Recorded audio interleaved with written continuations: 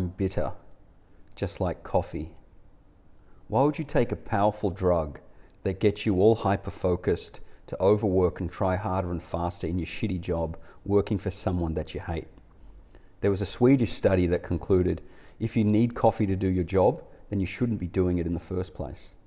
Giving you a little money to buy shit that you don't need to impress people you don't like, yet you still pump yourself full of that phantom energy so that you can be more productive, robbing energy from tomorrow. You're expendable and replaceable, just like coffee is.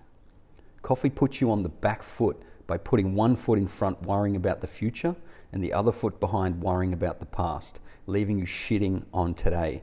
It robs you of your future happiness, stealing your time and your sleep, so much so that the only solution is to drink more coffee just to feel normal again, trapping you in an insidious cycle that you don't even realize you're in.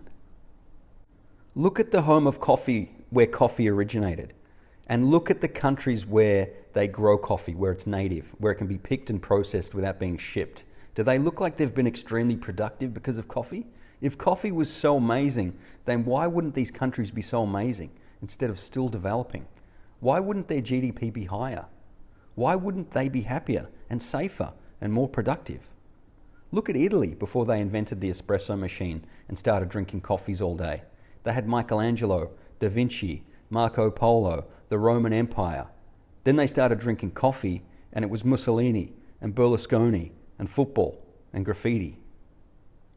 The only drug that helped give humanity more productivity was amphetamines. From the early 20th century to the mid-1970s, it caused the boom in productivity, manufacturing, innovation, engineering, science, mathematics, music. It was all fueled by amphetamines, benzodrine, esketrol, phenmetrazine. Then in the mid-1970s, it all stopped. Sure, it caused a few world wars, 50 million deaths, but we got some cool technology out of it. Maybe it would have been worse if it was just coffee. If you want a happy, productive life, choose amphetamines.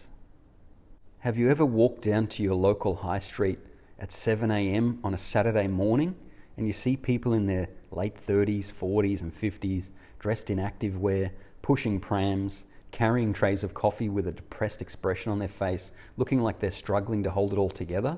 The highlight of their day is just moments away, the halo to happiness, 45 minutes or even an hour of temporary motivation and a break from that nagging depression that awaits. Then they crash and they need another coffee. And then they get pissy because they can't drink any more coffee after 3 p.m. because it keeps them awake and makes them agitated and restless. And they need to be fresh for their desk jobs on Monday.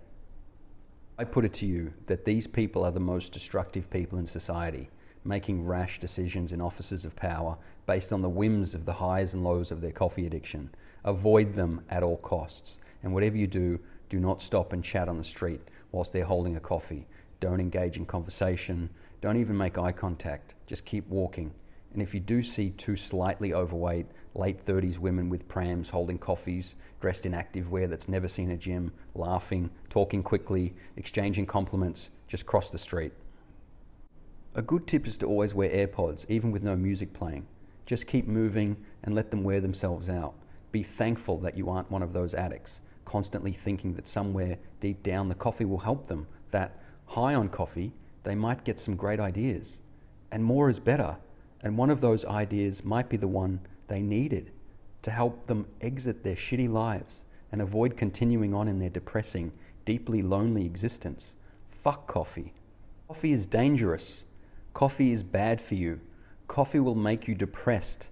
Some of the most depressed people in the world are cafe employees.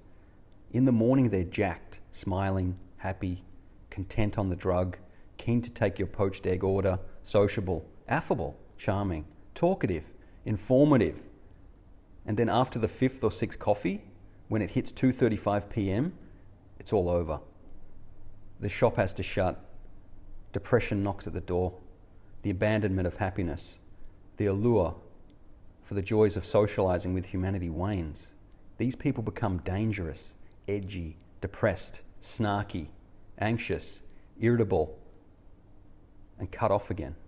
Avoid them. Don't make eye contact, and don't even smile at them. It will only provoke them. Fuck coffee. Some of the worst coffee addicts and people in general are those that ride road bikes through the city pretending they're in Tour de France, clad in lycra, repping Rabobank and other Euro trash brands you've never heard of, racing sunglasses tight to their face and their pissy mouths open to the wind.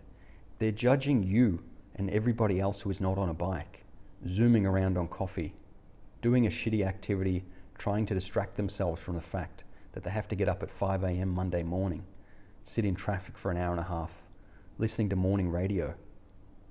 They arrive at their outer suburbs office block and to their pointless desk job. They make it through the first hour and a half on the momentum of the impending joy that coffee will bring. A few awkward encounters in the lunchroom and weird smiles. Now they've earned their coffee like a dog getting a reward. They go to their coffee shop church, step back into the office brimming with colour and positivity. He talks to the receptionist with gusto about how many kilometres he rode on his bike on the weekend. The world is beautiful again. Emails about HR meetings fly off his keyboard, and talking on the phone is effortless. He's now interested in what others have to say. It's positive, affirmative, and it makes him content with the capacity to handle the role. And then the coffee starts to wear off, and he needs to go to church again. Fuck coffee. Would you hang out with your corporate boss socially and go and drink coffee or go on a bike ride together? They're creepy and awkward, and they only became the manager because everybody else realized how shitty the job was and left, and they can't get work anywhere else.